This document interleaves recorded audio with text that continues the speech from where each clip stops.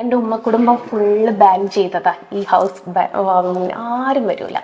ഒരുപാട് ആൾക്കാർ വരൂല ഈ ഒരു വീട്ടിൽ കൂടലിന്. നമ്മൾ വിളിക്കല്, അതായത് കുടുംബക്കാരും വരില്ല ഈ ഒരു കാരണം കൊണ്ടിട്ടാണ്. കാരണം കണ്ണനെ വരച്ച് അതിൽ നിന്ന് കിട്ടുന്ന വരുമാനം കൊണ്ട് വീട് വെച്ചപ്പം അത് അവർക്ക് ശരിയായിട്ട് തോന്നിയില്ല. പക്ഷെ എൻ്റെ മനസാക്ഷിയുടെ മുമ്പിൽ തുടക്കത്തിലേ പറയാം, ഇത് ആർക്കുമുള്ള മറുപടിയല്ല, ആരെയും വിമർശിക്കാൻ വേണ്ടി വന്നതല്ല.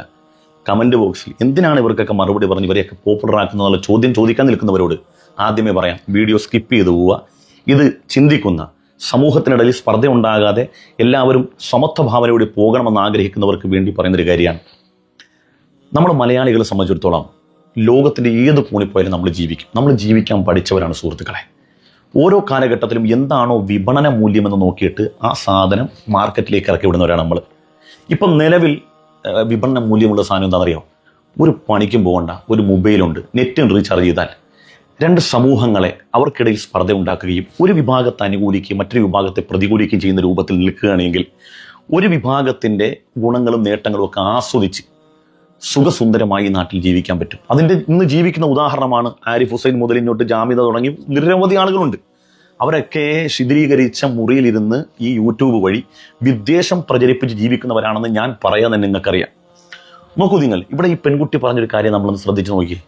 ഞാൻ കൃഷ്ണനെ വരച്ചതിൻ്റെ പേരിൽ എൻ്റെ കുടുംബം എന്നെ ബഹിഷ്കരിക്കുന്നു, അവരെന്നെ ചീത്ത വിളിക്കുന്നു, അവരെന്നെ മോശമാക്കുന്നു എന്ന് പറയുമ്പോൾ സ്വാഭാവികമായിട്ട് നമ്മുടെ നാട്ടിൽ എൻ്റെ പ്രിയപ്പെട്ട സഹോദര സമുദായത്തിൽപ്പെട്ടവർ ചിന്തിക്കുന്നത് എന്താ? കണ്ടില്ലേ, ഞങ്ങളൊക്കെ ഏറെ ആദരിക്കുകയും ആരാധിക്കുകയും ചെയ്യുന്ന ഞങ്ങളുടെ പ്രിയപ്പെട്ട കൃഷ്ണനെ വരച്ചതിൻ്റെ പേരിൽ ആ പെൺകുട്ടിയെ ഇവരെല്ലാവരും കൂടി ഹറാസ് ചെയ്യാൻ അങ്ങനെ ചിന്തിക്കുന്നുണ്ടാവും അല്ലേ? എങ്കിൽ നിങ്ങൾക്ക് ചിന്തിക്കാൻ വേണ്ടി ഒരു കാര്യം പറയാണ്. ഈ കൃഷ്ണ കൃപാസാഗരം എന്ന കവിതാ സമാഹാരത്തിൻ്റെ രചയിതാവാരാണ്? ആരുടേതാണ് ആ കവിതാ സമാഹാരം? യൂസുഫ് അലി കേച്ചേരിയുടേതാണ്. നമ്മുടെ മലയാളത്തിലെ മഹാനടനാണല്ലോ മമ്മൂട്ടി. പല്ലാവൂർ ദേവനാരായണൻ മുതൽ ഇങ്ങോട്ട് അറക്കൽ മാധവനുണ്ണി അടക്കമുള്ള ഹൈന്ദവ കഥാപാത്രങ്ങളെ അവതരിപ്പിച്ച പ്രതിഭാശാലിയായ ഒരു കലാകാരനാണ്. ഇപ്പം മമ്മൂട്ടിനെയാണെങ്കിലും യൂസുഫ് അലി കേച്ചേരിനെയൊക്കെ ആണെങ്കിൽ അവരെ ആരെങ്കിലും ചീത്ത വിളിക്കാറുണ്ടോ? അവരെ ആരെങ്കിലും മോശപ്പെടുത്താറുണ്ടോ? അവരൊക്കെ ഇസ്ലാം നാമധാരികളായിരിക്കെ തന്നെ ഈ ജനാധിപത്യ രാജ്യം, ഇവിടുത്തെ ഭരണഘടന അവർക്ക് കൊടുക്കുന്നൊരു അവകാശമുണ്ട്.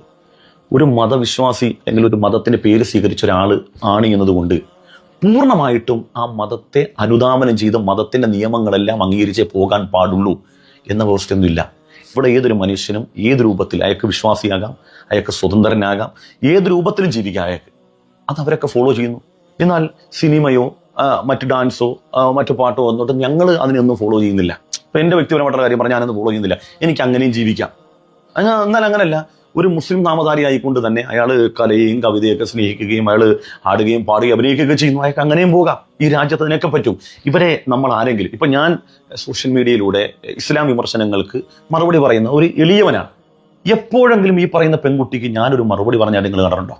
ആ പെൺകുട്ടി വരച്ചതിൻ്റെ പേരിൽ, ആ പെൺകുട്ടി റീൽസ് ചെയ്തതിൻ്റെ പേരിൽ അതിൻ്റെ ഒന്നും ആവശ്യം, അതൊക്കെ അവർക്ക് ഫണ്ടമെന്റൽ റൈറ്റ്സ് ഉണ്ട്, അവർക്ക് അതൊക്കെ ചെയ്യാം. നമ്മൾ ആരും പറഞ്ഞിട്ടില്ല. പക്ഷേ സമൂഹം പ്രതികരിക്കേണ്ടി വന്നൊരു സാഹചര്യം എന്താണ്? അവിടെയാണ് നമ്മൾ ഇന്നത്തെ ഈ വീഡിയോയുടെ പ്രസക്തി നിങ്ങൾക്ക് ബോധ്യപ്പെടുത്തിരുന്നത്. ഈ പെൺകുട്ടിക്കെതിരെ സമീപകാലത്ത് ഗുരുവായൂർ ക്ഷേത്രത്തിൽ കയറിയതിൻ്റെ പേരിൽ കലാപാഹ്വാനത്തിന് കേസ് കൊടുത്തു. നിങ്ങളൊക്കെ വാർത്തയിൽ വായിച്ചാണോ അല്ലേ? എന്തേ കാരണം? ആ പെൺകുട്ടി ചെയ്ത പ്രധാനപ്പെട്ട ഒരു തെറ്റ്, ഇപ്പം ക്ഷേത്രം എന്ന് പറഞ്ഞാൽ അവിടെ മത്സ്യമാംസാദികളൊന്നും കയറ്റാൻ പാടില്ല. അപ്പം മുട്ട ചേർത്ത കേക്ക് അവിടെ കൊണ്ട് വെച്ച് മുറിക്കുകയും ആളെ കൂട്ടുകയും പ്രശ്നങ്ങളുണ്ടാകുകയും അങ്ങോട്ടും ഇങ്ങോട്ടൊക്കെ പ്രശ്നങ്ങളൊക്കെ ഉണ്ടായി. അതിൻ്റെ പേരിൽ ഒരു കേസ് കൊടുത്തു. ഇവിടെ ഇത് കാണുന്ന ഒരു തട്ടം ധരിച്ചൊരു പെൺകുട്ടി ഒരു ക്ഷേത്ര നടയിൽ ചെന്ന് കേക്ക് മുറിക്കുന്നു. അവിടെ ഈ പെൺകുട്ടി കൃഷ്ണഭക്തയാണെന്നോ അല്ലെങ്കിൽ അതിനെ വളരെയധികം സ്നേഹിക്കുന്ന ഒരാളാണെന്നോ അല്ല പുറത്തു വരുന്നത്. ഒരു മുസ്ലിം, ആ പെൺകുട്ടിയുടെ പേര് ഞാനിവിടെ പറയുന്നില്ല, ഒരു മുസ്ലിം പെൺകുട്ടി, തട്ടമിട്ട പെൺകുട്ടി അവിടെ ചെന്ന് നമ്മുടെ ക്ഷേത്രത്തിൻ്റെ ആചാരാനുഷ്ഠാനങ്ങൾ നശിപ്പിക്കുന്ന ഒരു സമുദായത്തെ മുഴുവനും ചീത്ത വിളിക്കാനും അവഹേളിക്കാനും പല ആളുകളും കമൻറ്റിൽ എഴുതി. അല്ലെങ്കിലും ഈ വിഭാഗം ആളുകൾ, അങ്ങനെ പറഞ്ഞത്, അല്ലെങ്കിലും ഈ വിഭാഗം ആളുകൾ നമ്മുടെ ക്ഷേത്രത്തെ ആചാരത്തെയൊക്കെ തന്ത്രപൂർവ്വം നശിപ്പിക്കാൻ നോക്കുന്നതാണ്. നിങ്ങൾ ആലോചിച്ച് നോക്കി, ഈ പെൺകുട്ടിയുടെ അപക്വമായ പെരുമാറ്റം കൊണ്ടുണ്ടായ സംഗതിയാണ്. ഇനി രണ്ടാമത്തെ നോക്കൂ, ശബരിമല പ്രശ്നം കത്തിക്കേറുന്ന സമയത്ത് ബിന്ദു അമ്മിണിയേക്കാൾ ഹൈലൈറ്റ് ചെയ്യപ്പെട്ട ആരാ? രഹന ഫാത്തിമയാ. രഹന ഫാത്തിമ ഇസ്ലാം മത വിശ്വാസിയാണ്. അവർ ഒരു നിലക്കും ഇസ്ലാമിനെ ഫോളോ ചെയ്യുന്ന ആളല്ല എന്നിരിക്കെ തന്നെ ശബരിമലയിൽ അവർ വലിഞ്ഞു കയറാൻ നോക്കി, അവിടുത്തെ ആചാരങ്ങളെ ലംഘിക്കാൻ നോക്കിയപ്പോഴേക്കും മറ്റ് സഹോദര സമുദായത്തിൽപ്പെട്ട ഹൈന്ദവ സഹോദരങ്ങളുടെ മനസ്സിലെന്താ വരിക?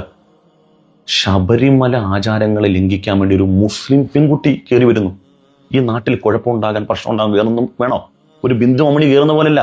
ഇപ്പം ഷംസീർ ഗണപതി മിത്ത് എന്ന് പറഞ്ഞു, അതിനേക്കാൾ വളരെ മോശമായ രൂപത്തിൽ സ്വരാജ് പറഞ്ഞിട്ടുണ്ട്.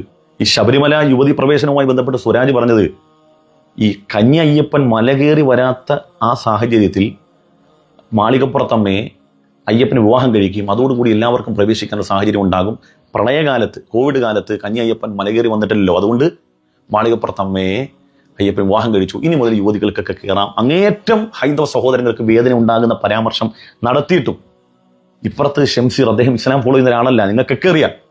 അദ്ദേഹം പലപ്പോഴായി മുസ്ലിമീങ്ങളുടെ വിവിധ പള്ളികളിൽ നിന്ന് കൊടുക്കുന്ന ബാങ്കിനെയൊക്കെ നിശ്ചിതമായി വിമർശിച്ച ഒരാളാണ്. എന്നാൽ ഷംസീർ പറയുന്ന വാക്കിന് എത്രമേൽ വിവാദപരമായിട്ട് എന്തെല്ലാം ഈ നാട്ടിൽ പ്രശ്നങ്ങളുണ്ടായി, അതിൻ്റെ പേരിൽ എന്തെല്ലാം വിവാദങ്ങൾ, എത്ര ദിവസം പ്രക്ഷോഭങ്ങളും റാലികളും, അതിൻ്റെ പേരിൽ ഈ മുസ്ലിം സമുദായത്തെയാണ് തെറി വിളിച്ചത് മുഴുവനും.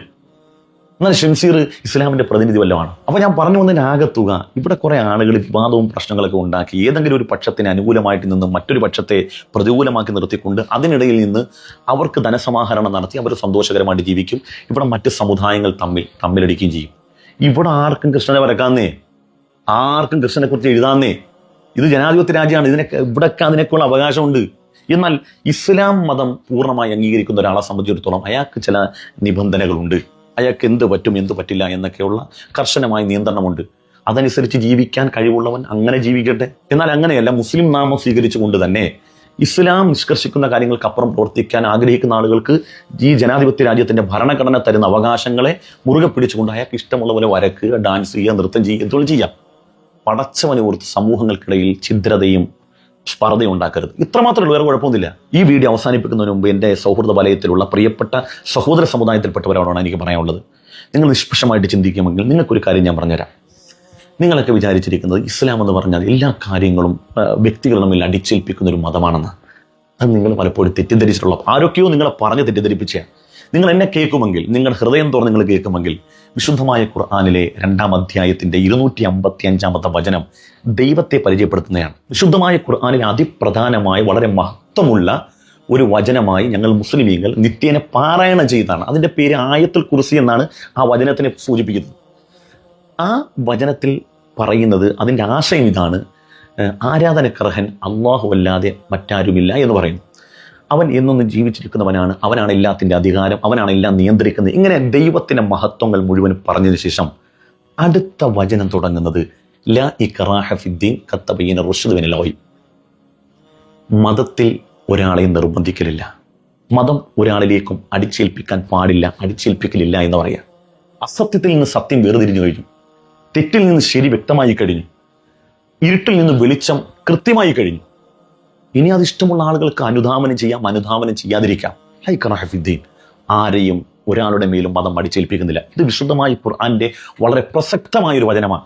നോക്കൂ, അതിന് തൊട്ടു മുമ്പ് പറഞ്ഞതോ, ഇത് ഇങ്ങനെയൊക്കെയാണ് പ്രപഞ്ച സൃഷ്ടാവായ ദൈവം, ഇവൻ ഇന്ന സവിശേഷതകളും ഗുണവിശേഷണങ്ങളും ഉണ്ട് എന്ന് പറഞ്ഞിട്ട് പറയാണ്, ദേ ഒരു കാര്യം പറഞ്ഞേക്കാം, മതത്തിൽ ഒരാളെയും അടിച്ചേൽപ്പിക്കില്ല. നിങ്ങൾക്ക് ഇഷ്ടമുണ്ടെങ്കിൽ വിശ്വസിക്കാം, വിശ്വസിക്കാതിരിക്കാം. പ്രിയപ്പെട്ട സുഹൃത്തുക്കൾക്ക് ഈ വചനം ഇറങ്ങിയതിന്റെ പശ്ചാത്തലം അറിയൂ.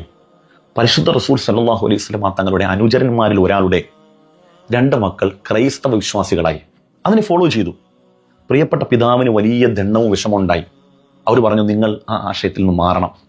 അപ്പോൾ കുട്ടികൾ പറഞ്ഞു, ഇല്ല, മുഹമ്മദ് നബി സല്ലല്ലാഹു അലൈഹി വസല്ലം തങ്ങൾ പറയുകയാണെങ്കിൽ ഞങ്ങൾ മാറാം. അപ്പോഴാണ് മുഹമ്മദ് നബി സല്ലല്ലാഹു അലൈഹി വസല്ലം തങ്ങൾ ആ പ്രിയപ്പെട്ട മക്കളോടും ആ പിതാവിനോടും പറഞ്ഞു കൊടുക്കാൻ വേണ്ടി ആ സമയത്ത് ഒരു വചനം ഇറങ്ങുന്നു, ലാ ഇക്റാഹ ഫിദ്ദീൻ ഖദ് തബയ്യന റുശ്ദു മിനൽ ഗയ്. അസത്യത്തിൽ നിന്ന് സത്യം കൃത്യമായി വേർതിരിഞ്ഞിട്ടുണ്ട്. മതത്തിൽ ഒരാളെയും അടിച്ചേൽപ്പിക്കല്ലേ, ദൈവത്തിനെ കുറിച്ച് കൃത്യമായി പറഞ്ഞു കൊടുത്തിട്ടുണ്ട്. ഇഷ്ടമുള്ളവർക്ക് വിശ്വസിക്കാം, വിശ്വസിക്കാതിരിക്കാം. ഇതാണ് ഇസ്ലാം. തുണി പൊക്കി നോക്കിയിട്ടാണെങ്കിലും തോക്ക് ചൂണ്ടിയിട്ടാണെങ്കിലും ലാ ഇലാഹ ഇല്ലല്ലാഹ് എന്ന് ഒരാൾ പറഞ്ഞാലും ആരും മുസ്ലിം ആവൂല. ഒരാളെ മുസ്ലിമാക്കാൻ പറ്റൂല. ഇസ്ലാമിന് മനുഷ്യന്റെ ശരീരമല്ല വേണ്ടത്. അതാണ് പഠിക്കുക. 100 പേരെ അവരെ കഴുത്തിൽ വാൾ വെച്ചിട്ട് ചിലർ ലാ ഇലാഹ ഇല്ലല്ലാഹ് എന്ന് പറഞ്ഞാൽ ആരും മുസ്ലിം ആവൂല. കാരണം ഇസ്ലാമിന് വേണ്ടത് മനുഷ്യന്റെ ശരീരങ്ങളല്ല, വ്യക്തികളെയല്ല, വ്യക്തികളുടെ ഹൃദയമാണ്. ആരാധനക്കർഹൻ യഥാർത്ഥത്തിൽ അല്ലാഹു അല്ലാതെ മറ്റൊരു ദൈവമില്ല എന്ന് അടിയുറച്ച് ഹൃദയം കൊണ്ട് വിശ്വസിക്കലാണ്. വിശ്വാസം എന്നുള്ളത് ഹൃദയത്തിന്റെ പ്രക്രിയയല്ലേ, നമ്മുടെ ബാഹ്യ അവയവങ്ങളുടെ പ്രക്രിയയല്ലല്ലോ, ഹൃദയത്തിന്റെ പ്രക്രിയയല്ലേ വിശ്വാസം എന്ന് പറയുന്നത്. വിശ്വാസമുള്ളത് കയ്യിലും മൂക്കിലും നാക്കിലും ഒന്നുമല്ലല്ലോ, നമ്മുടെ ഹൃദയത്തിലല്ലേ. അപ്പൊ എങ്ങനെയാണ് ഒരാളെ നിർബന്ധിച്ച് നമുക്ക് മതത്തിൽ ചേർക്കാൻ പറ്റുക? ഇനി ഒരാളെ അങ്ങനെ ചേർത്തെന്ന് വിചാരിക്കുക, അയാൾക്ക് വിശ്വാസം ഇല്ലെങ്കിൽ അയാൾ വിശ്വാസിയല്ലല്ലോ. അതെല്ലാ മതത്തിലും അങ്ങനെ തന്നെയല്ലേ. വിശ്വാസം എന്നുള്ളത് ഹൃദയത്തിലാണ്. നിങ്ങൾ ചിന്തിക്കാൻ വേണ്ടി പറഞ്ഞു തന്നെയാണ്. ചിന്തിക്കുന്നവർക്ക് ദൃഷ്ടാന്തമുണ്ട് കേട്ടോ.